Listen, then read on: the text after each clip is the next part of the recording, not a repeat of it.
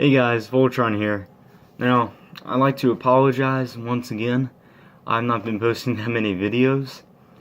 And if you are one of my viewers that is going on the spring trip, I am thinking about making a Philadelphia spring trip 2017, maybe an NFL draft video prediction.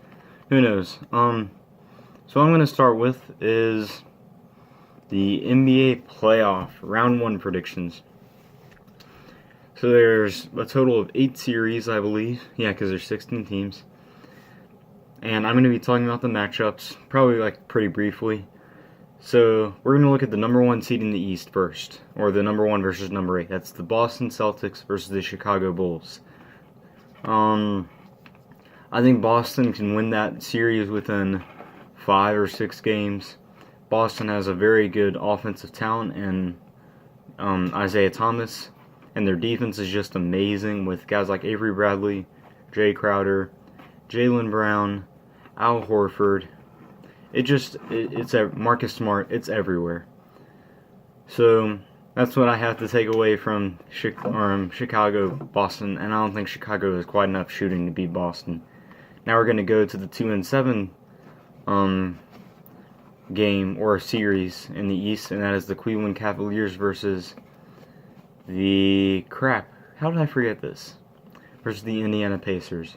Indiana is the 7th seed again, and besides Paul George, I mean, they kind of have Miles Turner, and I'm not sure what Jeff Teague's situation is, but they're not enough to take down the big 3 in Cleveland with all their shooting. And Pacers aren't quite good enough offensively that they can expose the Cavs' defense. And then we're going to go to the 3-6 game or series, which is the Raptors and the Bucks. The Raptors, I think they are slightly better just because they have, DeMar DeRozan and Kyle Lowry, who can be 20-plus point scorers, plus Kyle Lowry can give you 8 or 9 assists per game, between 7 and 9 assists per game. And they just have really good defense and shooting. And Milwaukee, they're getting there, but I don't think they quite have I don't think they'll have the playoff experience. And with Jabari Parker, a Duke alumni, on their team being injured, who is one of their top 3 players, being out, I don't think they'll be able to make that much of an impact. Well, I mean, they will with Giannis Antetokounmpo, the Greek Freak, but besides that, they're not going to be as good. So if we go to the final game in the East, the 4-5 game, it will be the Washington Wizards versus the Atlanta Hawks.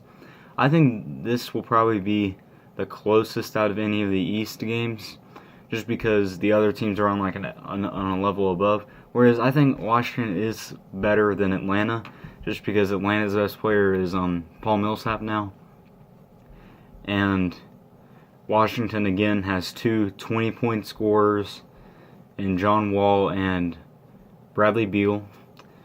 And then they also have Otto Porter, who's one of the most efficient people in the NBA, which is insane coming from a sharpshooter. He shot insane numbers this year. And they have a good enough center in Marcin Gortat, and Markieff Morris can spread the floor. So that's the East. Now the West, we're going to start with the 1-8. It'll be the Golden State Warriors versus the Portland Trailblazers. Warriors are going to win that one easily.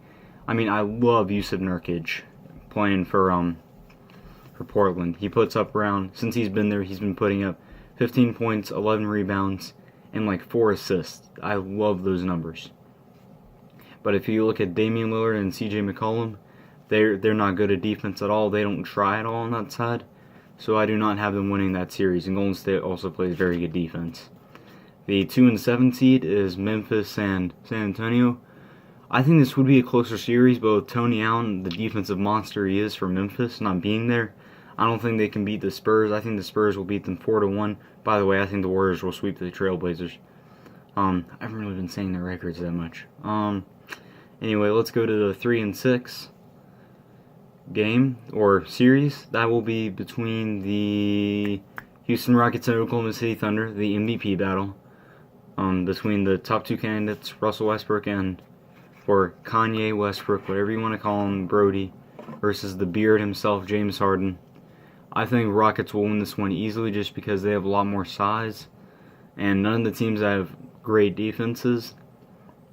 and with the shooting that Houston has and just the amount of options versus the Thunder being Russell Westbrook and Victor Oladipo, excuse me, I think I'll be an easy Houston 4-2 game or series.